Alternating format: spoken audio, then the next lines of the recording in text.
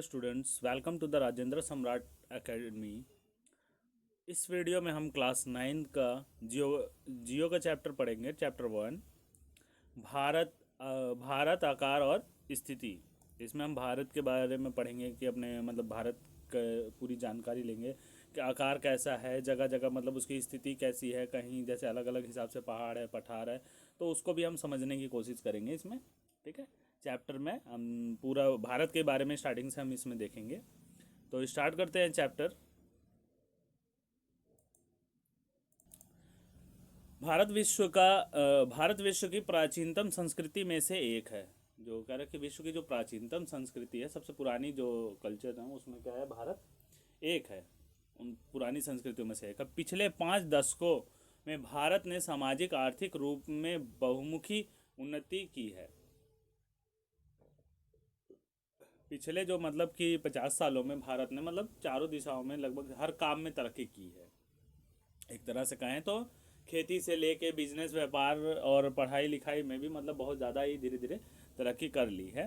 कृषि, उद्योग, तकनीकी और स्वर्णिम आर्थिक विकास में अद्भुत प्रगति की है। बहुत ज़्यादा जैसा सोचते थे उससे तो अच्छा ही लगभग, क्योंकि भारत बहुत गुलामी में भी था और काफ़ी इसे लूटा गया, काफ़ी बर्बाद किया गया भारत को। तो फिर धीरे धीरे अब क्या है, इन्होंने आज़ादी के बाद अपना विकास करना शुरू किया है। भारत का विश्व इतिहास में भी महत्वपूर्ण योगदान रहा है। तो अब हम यहाँ देखते हैं, अगली हेडिंग है स्थिति।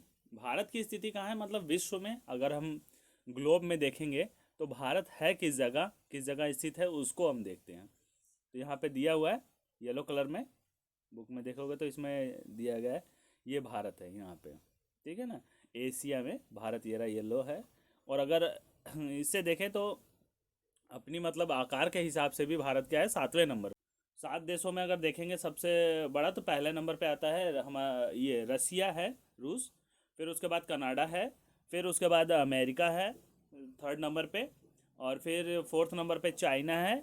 और 5वें नंबर पे हमारा जो आता है वो ब्राज़ील है। ब्राज़ील के बाद ऑस्ट्रेलिया, ऑस्ट्रेलिया के बाद इंडिया है। 7वें नंबर पे इंडिया आता है। तो 7 नंबर पे ही है। ठीक है, आते हैं अपने चैप्टर पे, हेडिंग पे देखते हैं।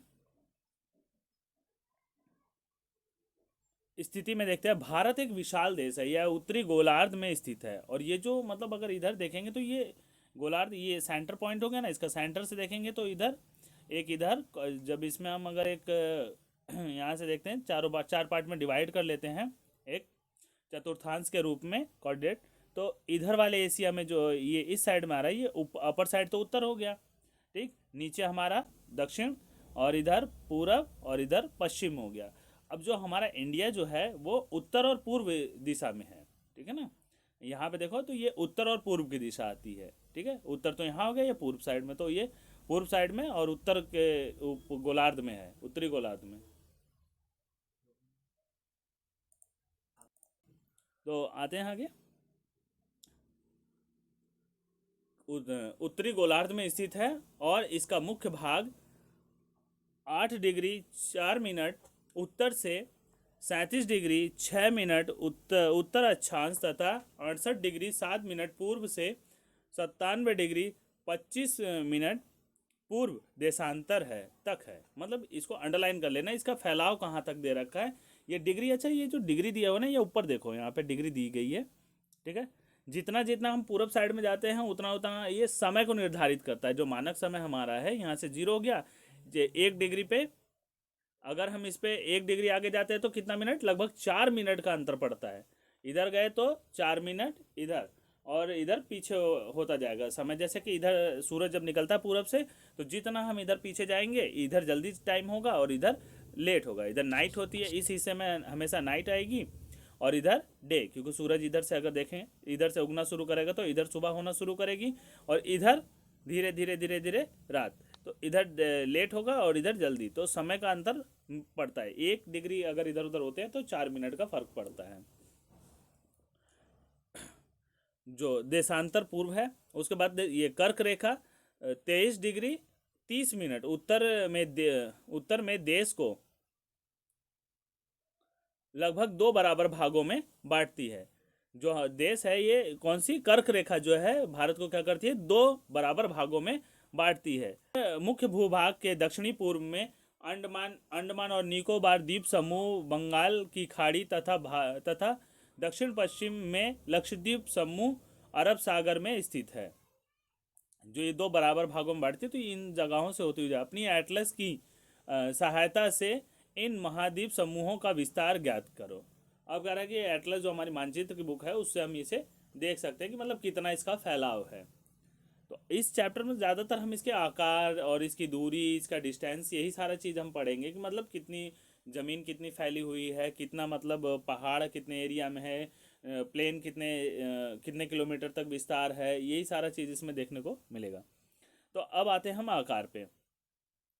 भारत के भूभाग का कुल क्षेत्रफल लगभग, जो भारत का भूभाग है, जमीन जमीन का जो कुल क्षेत्रफल है लगभग 32.8 लाख किलोमीटर वर्ग है। अंडरलाइन कर लेना इसको, ठीक है।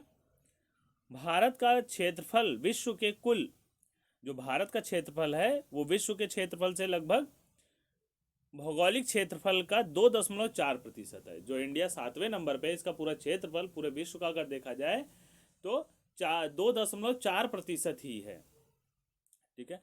चित्र 1.2 से स्पष्ट है कि भारत विश्व का 7वां बड़ा देश है। जैसा हमने बताया अभी, तो उससे क्लियर है कि भारत जो विश्व का 7वां सबसे बड़ा देश है। भारत की स्थल सीमा रेखा लगभग 15,200 किलोमीटर और समुद्री तट रेखा अंडमान और निकोबार द्वीप समूह तथा लक्षद्वीप समूह के साथ 7,516.6 किलोमीटर है, ठीक है। जो ये इसकी जो लक्षद्वीप समूह है, यहाँ तक पूरा कहाँ से लेके ये समुद्री तट जो अंडमान निकोबार द्वीप समूह तथा लक्षद्वीप समूह के साथ मिला, इन सबको मिला के जो इसकी भारत की जो तट सीमा रेखा है वो लगभग 7,516.6 किलोमीटर है। तो ये सारा इंपॉर्टेंट पॉइंट है, अंडरलाइन कर लेना, ठीक है ना बेटा। इसमें जो ज्योग्राफी दिया गया है इसमें जो बहुत ज़्यादा, और जैसे अगर गवर्नमेंट जॉब्स के लिए अगर ट्राई करते हो तो उसमें यहाँ से बहुत ज़्यादा क्वेश्चंस हैं, जो बेसिक क्वेश्चन हैं यहाँ पे जनरल नॉलेज के आपको मिलेंगे ज्योग्राफी के। लाइक जैसे यूपीएससी हुआ और आगे लेवल की जो बच्चे तैयारी करना चाहते हैं तो ये ज्योग्राफी उनके लिए बहुत हेल्पफुल होगी, तो यहाँ से पढ़ सकते हैं। और यहाँ इजी वर्ड में समझाया भी गया है, जैसे यहाँ पे बहुत छोटे छोटे पॉइंट्स में दिया गया है, तो आप यहाँ से इसके जो डाटा है ये याद भी कर सकते हो। आगे देखते हैं। भारत के उत्तर पश्चिम, उत्तर तथा उत्तरी पूर्वीय सीमा पर नवीनतम वलित पर्वत, ठीक है ना, जो कह रहा है कि भारत के उत्तर पश्चिम। अब अगर हम देखेंगे तो यहाँ से अगर सपोज ये इधर से हमने कर लिया तो इस साइड में तो हमारा पूर्व था, ठीक, और इधर हमारा हो गया पश्चिम। अब उत्तरी पश्चिम तो मतलब ये ऊपर वाला हिस्सा, ठीक, जो हमारे मैप में अगर हम देखें, एक मिनट इधर आ जाओ, ठीक। अब ये है हमारा उत्तर पश्चिम, तो इस हिसाब से हम भारत के इधर देखेंगे तो ये उत्तर पश्चिम होगा, ये वाला हिस्सा, ठीक है। तो जहाँ पाकिस्तान है, पाकिस्तान गुजरात ये सारा उत्तर पश्चिम में आएगा। तो इधर अब पहाड़ी क्षेत्र पूरा यही है, ऊपर वाला कश्मीर और ये सारा जो है नेपाल वगैरह, हिमालय पर्वत, ये सारे यहीं मिलते हैं। तो कह रहा है कि नवीनतम वलित पर्वत है जो उत्तर पश्चिम तथा उत्तर पूर्वी सीमा पर नवीनतम वलित पर्वत है। नए जो नवीनतम मतलब बने हैं उनको नवीनतम पर्वत कहा जाता है। इसके दक्षिण का भूभाग उत्तर में चौड़ा है। इसका जो दक्षिण का भूभाग है उत्तर में चौड़ा है और 22 डिग्री उत्तरी अक्षांश से हिंद महासागर की ओर संकरा होता जा रहा है। ये उत्तर अक्षांश से जैसे ही महासागर, जो हिंद महासागर की तरफ जैसे ही जाता है, ये धीरे धीरे पतला होता चला जाता है। इसके पश्चिम में अरब सागर तथा पूर्व में बंगाल की खाड़ी है। पश्चिम में अरब सागर है और इधर में जैसा मैप देखोगे तो इस साइड में अरब सागर दिया हुआ है। एक बार फिर देखते हैं, यहाँ देखो, ये हिंद महासागर हो गया, ठीक है, और बंगाल की खाड़ी इधर है ही, और इधर क्या है, ये इस साइड में इसके अरब सागर है, अरेबियन सी, और बंगाल की खाड़ी स्थित है। चित्र 1.3 में देखिए कि अक्षांश और देशांतर का विस्तार लगभग 30 डिग्री है। जो अक्षांशीय रेखा है और देशांतर रेखा है, इसका विस्तार क्या है, लगभग 30 डिग्री में। परंतु फिर भी पूर्वी पश्चिम का विस्तार उत्तर दक्षिण के विस्तार की अपेक्षा कम प्रतीत होता है। कह रहे जो पूर्वी पश्चिम का विस्तार है उत्तर दक्षिण के अनुसार कम लगता है, उत्तर दक्षिण में इसका विस्तार ज़्यादा है। गुजरात से अरुणाचल प्रदेश के स्थानीय समय में 2 घंटे का अंतर आता है। जो गुजरात है और अरुणाचल प्रदेश, गुजरात और अरुणाचल प्रदेश के जो स्थानीय समय, मानक जो समय है, उसमें लगभग 2 घंटे का अंतर आता है। अतः 82 डिग्री 30 मिनट पूर्व देशांतर रेखा को भारत की मानक यमोत्तर माना गया है। जो 82 डिग्री है और 30 मिनट, इस रेखा को भारत की मानक रेखा माना गया है। ठीक है, समय रेखा, जो समय देखने के लिए, जो कि उत्तर प्रदेश में मिर्जापुर से गुजरती है। ये अंडरलाइन कर लेना इसको भी। ठीक है, मिर्जापुर से ये गुजरती है, जो देशांतर है, ये यमोत्तर माना गया है रेखा को। देशांतर रेखा को भारत की मानक यमोत्तर रेखा माना गया है।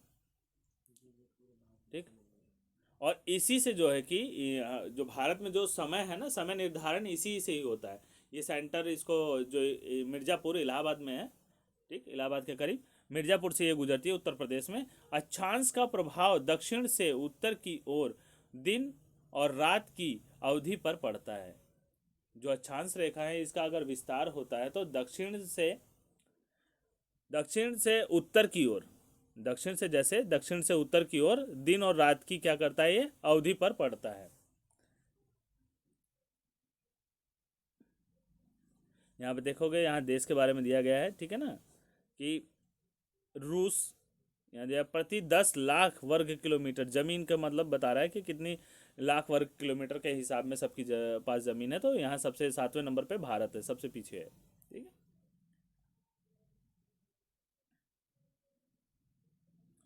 भारत तथा विश्व। अब भारत तथा विश्व को देख लेते हैं। यहाँ पे तो समझ में आ गया होगा, इसको अंडरलाइन कर लेना जितना पॉइंट्स बताया गया है, इंपॉर्टेंट है सारे पॉइंट। भारत तथा विश्व। भारतीय भूखंड एशिया महाद्वीप के पूर्व और पश्चिम के मध्य में स्थित है। जो भारत है वो एशिया महाद्वीप के पूर्व और पश्चिम में स्थित है।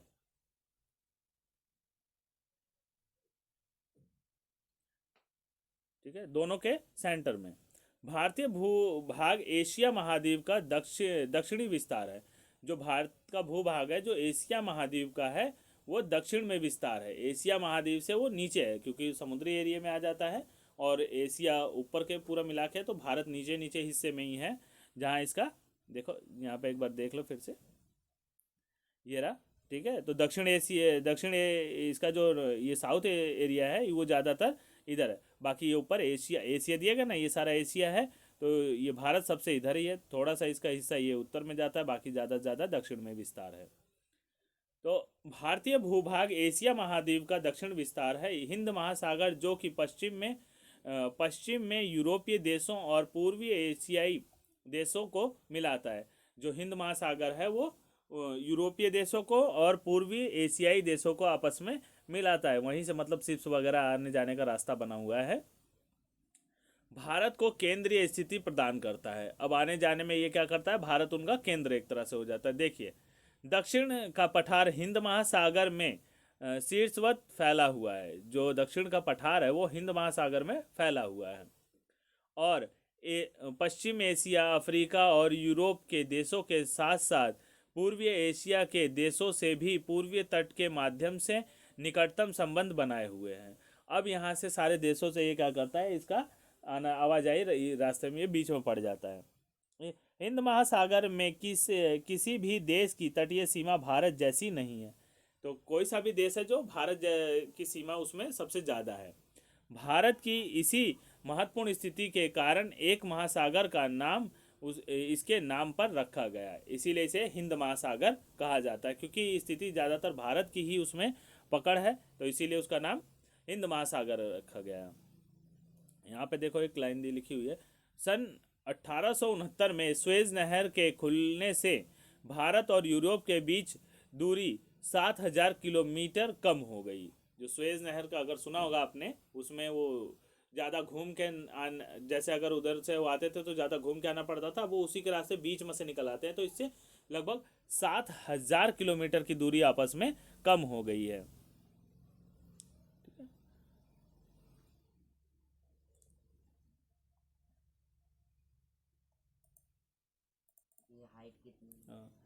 अब इसमें अगर डायग्राम जो देखोगे, ये हमारा डायग्राम दे रखा है अगले पेज पे।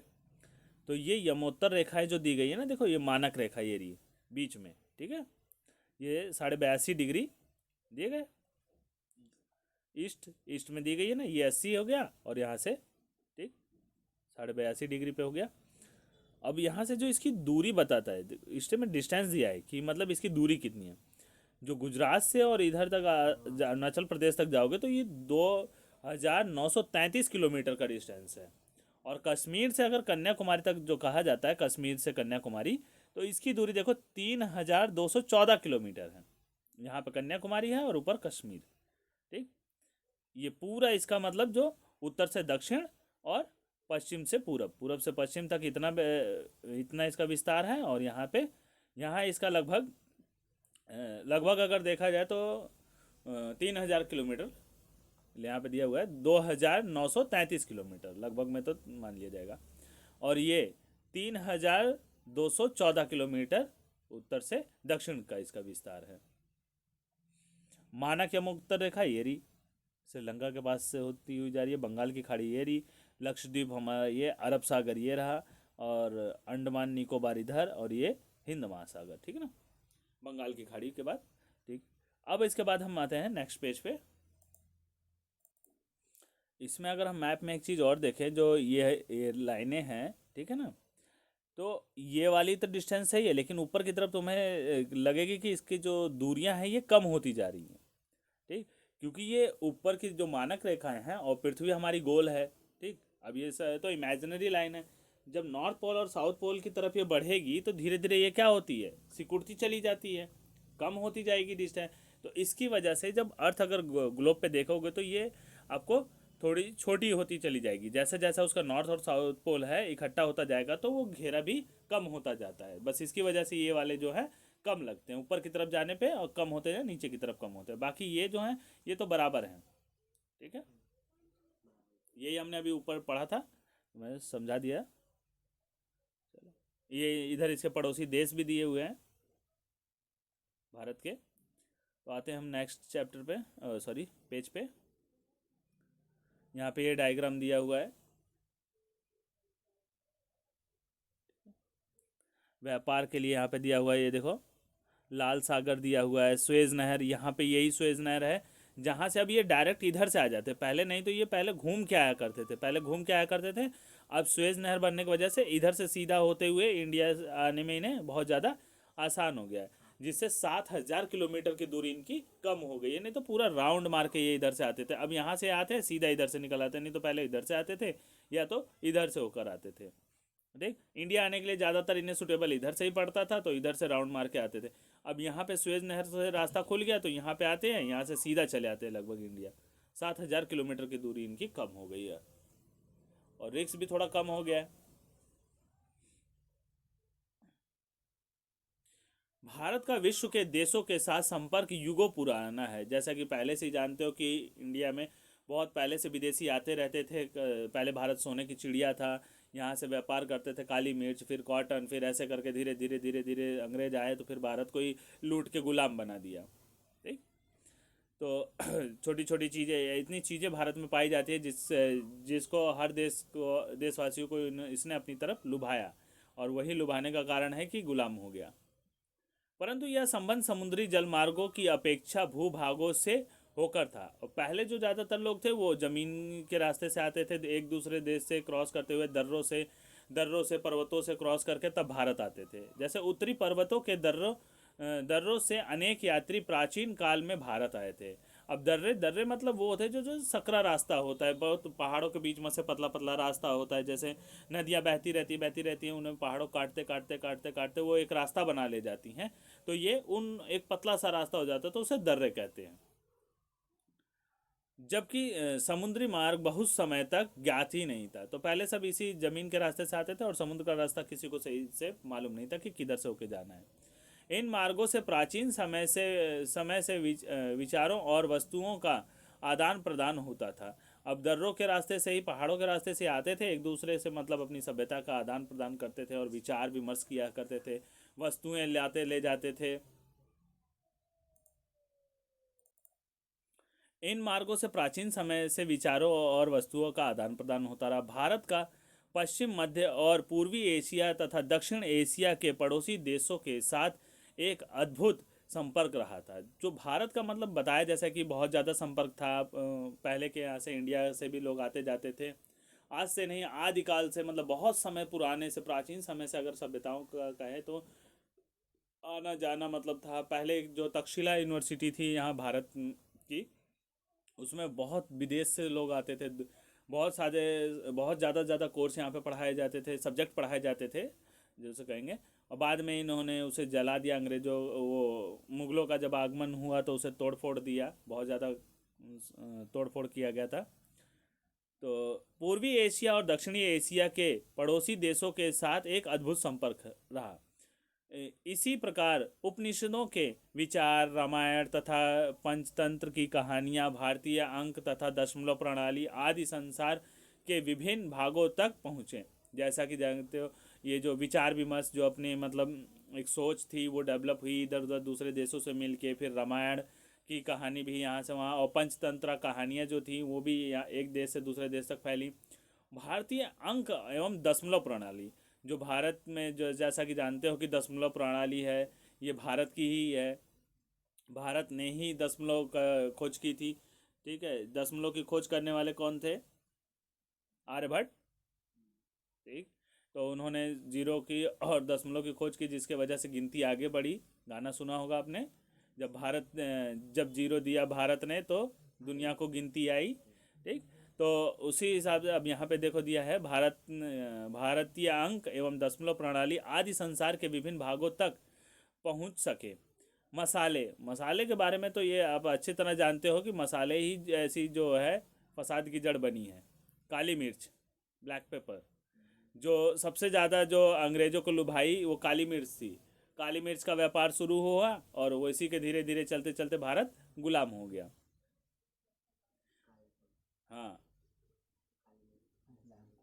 ब्लैक गोल्ड एक तरह से उसे कहा जा सकता है। ठीक है।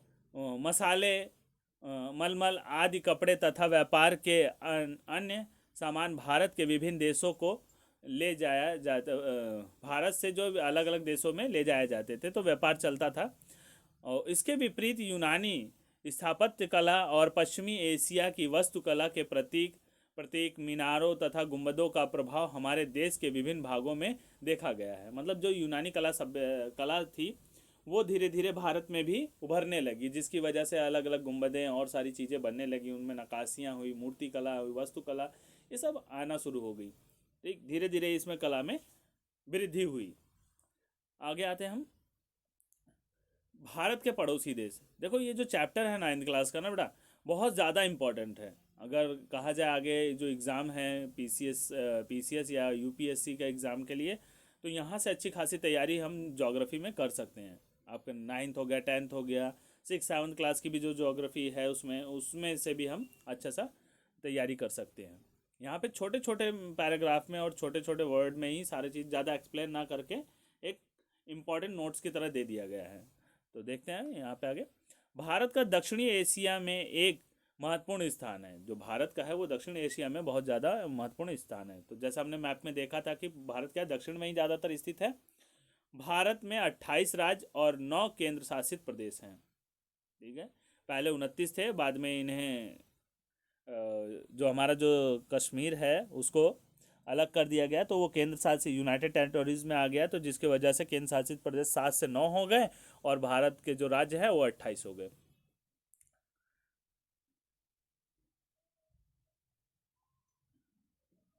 भारत की भूमि की सीमा उत्तर पश्चिम में पाकिस्तान, अफगानिस्तान के साथ, उत्तर में चीन, तिब्बत, नेपाल और भूटान के साथ तथा पूर्व में म्यांमार व बांग्लादेश के साथ जुड़ी हुई है। ये इसके सारे पड़ोसी देश हैं, इसे अंडरलाइन कर लेना है। देखो भारत की जो भूमि की सीमाएं हैं, मतलब जो बॉर्डर है, वो उत्तर पश्चिम में किससे, पाकिस्तान, अफगानिस्तान के साथ जुड़ी हुई है। और उत्तर में जो हिमालय की तरफ है, तिब्बत, चीन, जो चीन का हिस्सा इधर है तिब्बत में, और नेपाल तो है ही भारत से लगा हुआ, और भूटान भी है, और फिर म्यांमार है, बांग्लादेश है। बांग्लादेश तो जैसे जानते ही हो, पाकिस्तान ये और बांग्लादेश भारत का ही हिस्सा रहा है। खैर भारत की पहले पुराना इतिहास देखा जाए तो अखंड भारत में बहुत ज़्यादा, अफगानिस्तान तक भी भारत में था, धीरे धीरे सब अलग होते चले गए। तो ये तो अभी जानते ही हो इंदिरा गांधी की देन है जिसने बांग्लादेश बनाया, नहीं तो ये पूर्वी पाकिस्तान के नाम से जाना जाता था। जब भारत अलग हुआ, बंटवारा हुआ, तो दो पाकिस्तान थे, एक पूर्वी पाकिस्तान और एक पश्चिमी पाकिस्तान। जो पश्चिमी पाकिस्तान है वो इतने टाइम पाकिस्तान के ही नाम से जाना जाता है, और बांग्लादेश पूर्वी पाकिस्तान था। आपस में विवाद होने की वजह से इसे बाद में फिर वापस से नया नाम दिया गया, तो बांग्लादेश हो गया था। सन 1947 से पूर्व भारत में दो प्रकार के राज्य थे, प्रांत और रियासत। 1947 जो भारत आज़ाद हुआ उससे वो प्रांत थे और रियासती थे, रजवाड़े वगैरह। ठीक। तो वायसराय द्वारा नियुक्त अंग्रेज अधिकारी प्रांतों पर शासन करते थे। जो वायसराय जो इन्होंने नियुक्त किया था वो अंग्रेजों प्रांतों पर शासन करते थे। रियासतों का शासन स्थानीय शासकों द्वारा पैतृकता के आधार पर अंग्रेजी शासकों की प्रभुसत्ता मानकर स्वतंत्रता में किया जाता था। जो यहाँ के रजवाड़े थे वो अपना शासन करते रहते थे, लेकिन ये अंग्रेजों के अंडर रहते थे, ये इन्हें उनकी सुननी पड़ती थी। बाकी जो प्रांत थे उस पर अंग्रेजों का डायरेक्ट कब्जा था। यहाँ देख सकते हो मैप में भारत के पड़ोसी देश जो मैप में है, इसको मैप भी भर लेना आप। अफगानिस्तान हो गया, पाकिस्तान हो गया, यहाँ नेपाल हो गया, ये तिब्बत हो गया, चीन, भूटान, बांग्लादेश, म्यांमार, देख, उसके बाद श्रीलंका इधर है।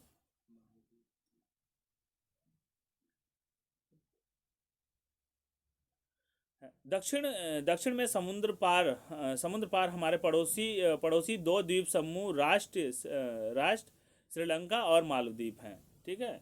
तो भारत में अगर समुद्र पार करें तो दो हमारे पड़ोसी देश आते हैं, जिसमें से मालदीव और श्रीलंका है। भारत और श्रीलंका के बीच में छोटा समुद्री रास्ता पाक जल संधि तथा मन्नार की खाड़ी है। अंडरलाइन कर लेना इसे। भारत और श्रीलंका जो इनके बीच में जो है जल संधि है, कौन सी है? पाक जल संधि है। ठीक। और मन्नार की खाड़ी इन्हीं में आती है, दोनों के बीच में, भारत और श्रीलंका के बीच में। मालदीव लक्षद्वीप समूह के दक्षिण में स्थित है। जो मालदीव है वो ये इसके दक्षिण में लक्षद्वीप समूह है। अपने पड़ोसी देशों के साथ भारत के भौगोलिक और ऐतिहासिक संबंध बहुत अच्छे रहे हैं। भारत के जो पड़ोसी देश हैं उनके साथ इसका भारत का अच्छा खासा रिलेशन रहा है। अपनी एटलस में एशिया के मानचित्र में देखा है, अपनी अपनी जो एटलस मतलब मानचित्र की बुक देखोगे तो उसमें देखोगे भारत कैसे अलग दिखाई देता है। भारत का एक अलग ही मतलब देखने में मिलता है। तो ये रहा आपका चैप्टर अभी तक, यहाँ तक हमने पढ़ लिया। तो इसमें क्या क्या दिया गया था, तो आप भारत के पड़ोसी देश, अक्षांश देशांतर रेखा, भारत की स्थिति, ठीक है, भारत में कौन से समुद्र किधर है, बंगाल की खाड़ी है भारत का, और पड़ोसी देशों से संबंध, विदेश जो यूरोप से कैसे संबंध थे, समुद्री रास्तों से पहले नहीं था, उसके पहले ये लगभग पहाड़ी रास्तों से ही आया करते थे। तो यही सब लगभग इसमें है, छोटा चैप्टर है, अच्छे से रिवाइज कर लेना। ठीक है, okay, thank you students. Video को लाइक कर देना, ठीक है, लाइक और शेयर करना। बाकी कोई सी भी वीडियो अगर आपको चाहिए जल्द में तो कमेंट में आप कमेंट कर सकते हैं, और हम उसको पूरी कोशिश करेंगे कि आप तक वीडियो पहुंचाई जाए। ठीक है, इसके बाद नेक्स्ट वीडियो में मिलते हैं हम अगले चैप्टर से। बाय।